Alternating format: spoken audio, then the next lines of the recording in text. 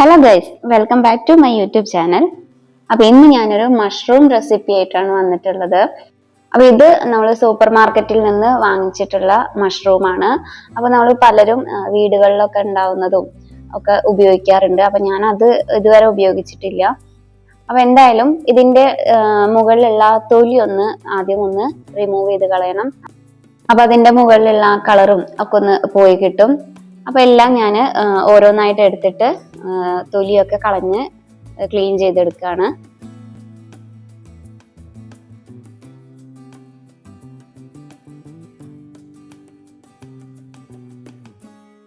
അങ്ങനെ ഇത് എല്ലാതിൻ്റെയും തൊലിയൊക്കെ കളഞ്ഞു വെച്ചിട്ടുണ്ട്. ഇനി നമുക്കിതൊന്ന് മൂന്നായിട്ടാണ് ഞാൻ കട്ട് ചെയ്യുന്നത്. അപ്പൊ നമുക്ക് രണ്ടായിട്ട് വേണമെങ്കിലും കട്ട് ചെയ്യാം. അപ്പൊ ഞാൻ മൂന്നായിട്ട് കട്ട് ചെയ്യുന്നുണ്ട്. അപ്പൊ അതിന്റെ തണ്ട് കുറച്ചൊന്ന് ഞാൻ മുറിച്ച് കളഞ്ഞിട്ടുണ്ടായിരുന്നു. അവിടെ ഓരോന്ന് എടുത്തിട്ട് 3 പീസായിട്ടാണ് കട്ട് ചെയ്യുന്നത്.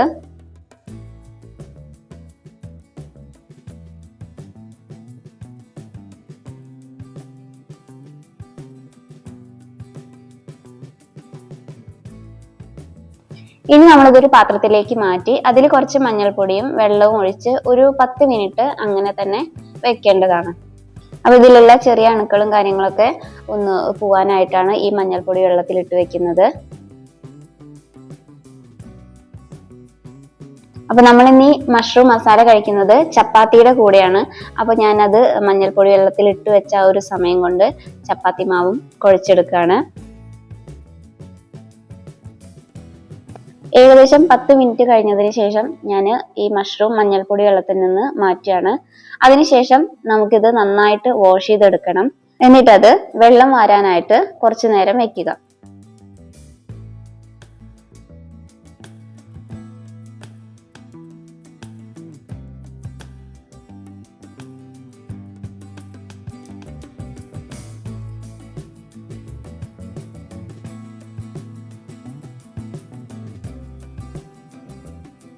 ഇനി നമുക്ക് ഈ മഷ്റൂം മസാലയിലേക്ക് വേണ്ട സവാളയും തക്കാളിയും ഒക്കെ കട്ട് ചെയ്തെടുക്കണം.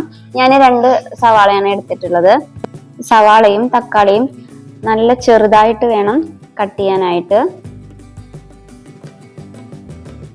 പിന്നെ ഇതിലേക്ക് ഞാൻ 2 ചെറിയ തക്കാളി എടുത്തിട്ടുണ്ട്, ഇഞ്ചി വെളുത്തുള്ളി, പിന്നെ കുറച്ച് കാഷ്യൂനട്ട് വെള്ളത്തിലിട്ട് വെച്ചിട്ടുണ്ട്. ഇനി ഒരു പാൻ വെച്ച് അതിലേക്ക് വെളിച്ചെണ്ണ അല്ലാത്ത ഏതെങ്കിലും ഓയിൽ ഒഴിച്ചിട്ട് ചെറിയ ജീരകം ഇട്ട് കൊടുക്കണം. അത് പൊട്ടിയതിന് ശേഷം ഇതിലേക്ക് ചെറുതായി അരിഞ്ഞ സവാള ഇട്ട് കൊടുത്ത് നന്നായിട്ട് വഴറ്റുക.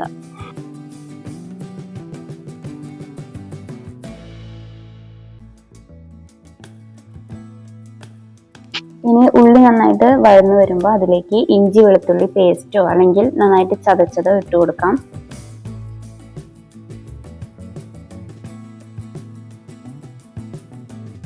ഇനി ഇതിലേക്ക് നമുക്ക് മസാലകളൊക്കെ ആഡ് ചെയ്യാം. അപ്പൊ അതിനായിട്ട് കുറച്ച് കാശ്മീരി മുളക് പൊടി, പിന്നെ സാധാ എരിവുള്ള മുളക് പൊടി, കുറച്ച് മഞ്ഞൾപ്പൊടി, മല്ലിപ്പൊടി, ഗരം മസാല, കുറച്ച് കുരുമുളക് പൊടി, ഇത്രയും മസാലകൾ ചേർത്ത് കൊടുക്കാം. ഇതിൽ ഞാൻ ഉപ്പിട്ട് കൊടുത്തിട്ടുണ്ടായിരുന്നില്ല, അപ്പോൾ ഉപ്പിട്ട് കൊടുത്തിട്ടുണ്ട്. ഇനി ഈ മസാലകളുടെ പച്ചമണം മാറി കഴിഞ്ഞാൽ നമുക്കിതിലേക്ക് തക്കാളി ചെറുതായിട്ട് അരിഞ്ഞത് ചേർത്ത് കൊടുക്കാം.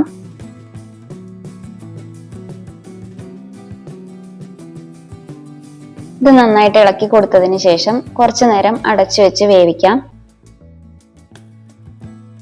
ഈ ഒരു സമയം കൊണ്ട് നേരത്തെ നമ്മൾ വെള്ളത്തിലിട്ട് വെച്ച കാഷ്യൂനട്ട് നന്നായിട്ട് അരച്ചെടുക്കണം.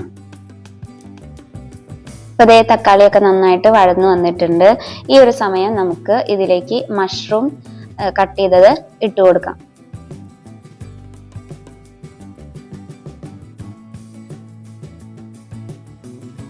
നന്നായി ഇളക്കി യോജിപ്പിച്ചതിന് ശേഷം നമുക്കിത് കുറച്ചു നേരം ഒരു 5 മിനിറ്റ് അടച്ചു വെച്ച് വേവിക്കാം.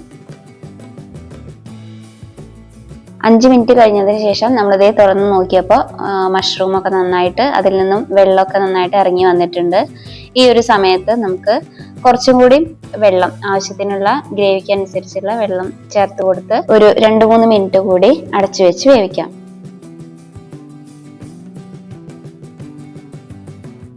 ഇതിലേക്ക് ഇതേ ആവശ്യത്തിനുള്ള മല്ലിയില ചേർത്ത് കൊടുത്തിട്ടുണ്ട്. ഇനി ചെറുതായിട്ട് ഒന്ന് കുറുകി വരുന്ന സമയത്ത് നേരത്തെ അരച്ചു വെച്ച കാഷ്യൂനട്ടിന്റെ പേസ്റ്റ് ഇതിലേക്ക് ചേർത്ത് കൊടുക്കാം.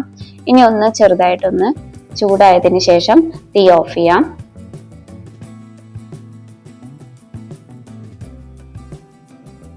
അപ്പൊ അവസാനം കൂടുതൽ ടേസ്റ്റിനും മണത്തിനൊക്കെ വേണ്ടിയിട്ട് നമുക്ക് കസൂരി മേത്തി ഇട്ട് കൊടുക്കാം.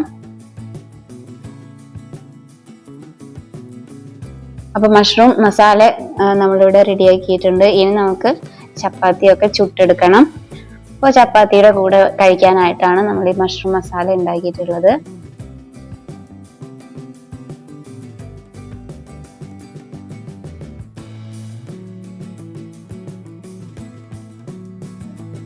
അങ്ങനെ ദേ നമ്മുടെ മഷ്റൂം മസാലയും ചപ്പാത്തിയും ഒക്കെ റെഡി ആയി കഴിഞ്ഞു. ഇനി നമ്മളിത് കഴിക്കാൻ പോവാണ്. അപ്പോൾ ഈ ഒരു റെസിപ്പി നിങ്ങൾക്ക് ഇഷ്ടപ്പെട്ടു എന്ന് വിചാരിക്കുന്നു. നല്ല എളുപ്പത്തിൽ നമുക്ക് ഉണ്ടാക്കാൻ പറ്റുന്ന ഒരു റെസിപ്പിയാണ്. അപ്പോൾ എല്ലാവരും ട്രൈ ചെയ്യുക. ഇഷ്ടപ്പെട്ടാൽ ലൈക്ക് ചെയ്യുക.